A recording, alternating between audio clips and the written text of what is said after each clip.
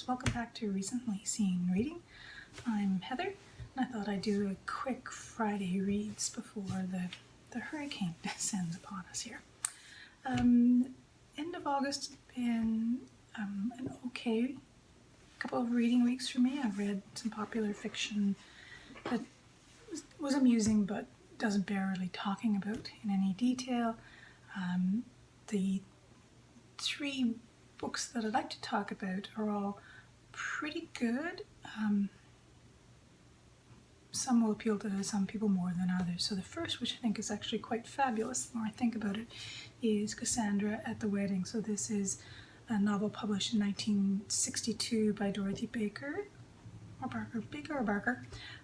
was her last novel. She died shortly after it was published. It's the story of two twin sisters, and it's set in California on an orange farm, and one sister, Cassandra, has arrived on the weekend of her sister's planned very small wedding. Her sister's name is Judith, and it's really the story of the differences and similarities between Cassandra and Judith. Cassandra is probably overly sensitive, drinking too much, thinking too much, feeling too much. But Baker does a really interesting kind of exploration of her psychology and Judith's psychology, because they share the narrative. Cassandra narrates the first and last third of the novel, and Judith narrates the center. I think if you've read Johnson Joan Didion, this would be an interesting contrast to read. The novel explores what conventionality means. Are marriages conventional or not conventional?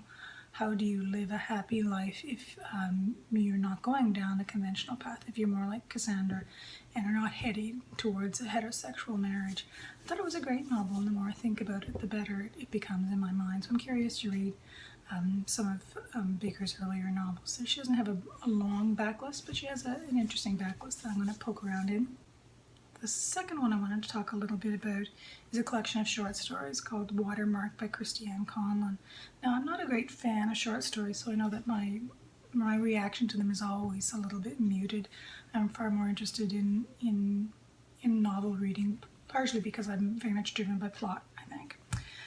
But Watermark is an okay collection of short stories. Conlon is a Nova Scotian writer.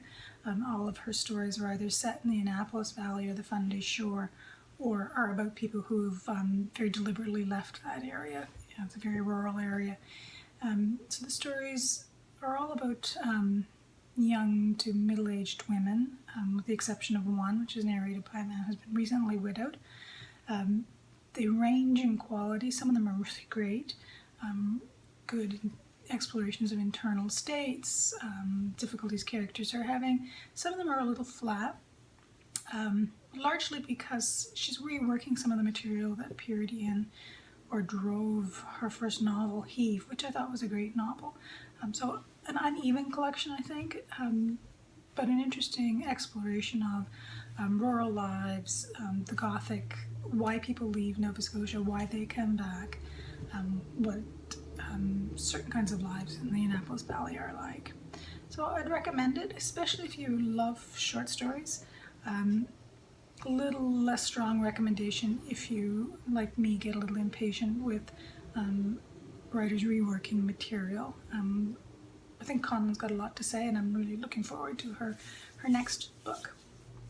The third one I wanted to talk about is a novel, a recent novel by Amanda Lee Coe called Delayed Rays of a Star. This is a novel about Marlene Dietrich, Anna May Wong, and Leni Riefenstahl. Pop it up here. It was prompted, I think, by this photograph taken about 1928, and it's a historical novel told from all three points of view, so the point of view shifts throughout the novel. But it's not a novel that is tied very tightly to chronology, so within each character's point of view it shifts around multiple times, which is structurally really quite interesting. It's interested in moments of time and misinterpretation, overinterpretation, underinterpretations, and it looks at these women as young women all the way through to old women, which I enjoy. It's just a middling novel, though. he's got some structurally interesting things, some interesting concepts he's exploring, but in some places there's not a lot of depth, and it falls foul of something that often happens with historical novels, anachronistic language, and I get a little impatient with that kind of thing. I guess I had an impatient reading week. For example, the term clean eating in the mind of a character from the 1960s is just bad editing. The novel needed a better editor, perhaps, to catch these kind of anachronistic languages. But if you're interested in a historical novel, if you're interested in how historical novels can play with manipulation of time and point of view, or if you're interested in the way photographs appear so much in late 20th century and mid to late 20th century literature, you might like Delayed Rays of a Star. So worth reading, but not the best historical novel I've read. Next week, I'm not sure what's going to happen reading-wise this weekend and the following week. We're expecting Dorian to hit here Saturday night. It's a little unclear whether it's going to come in as a Category 1 hurricane or tropical storm, so we're going to wait and see. So I'm not making any promises to myself about what I might be reading, but in the stack that I'm trying to get through, I still have Magic Mountain by Man. I've made zero progress on this, so I need to either buckle down or set it aside. I've got Kate Atkinson's Scenes Behind a Museum that I wanted to make some headway in. It's one of her early novels and I haven't read it before. I also want to make some headway in Du Bois's Souls of Black Folks. I've got maybe 10 pages read in that, but not a heck of a lot of progress. And I have a small stack of novels from the early Women's Prize winners.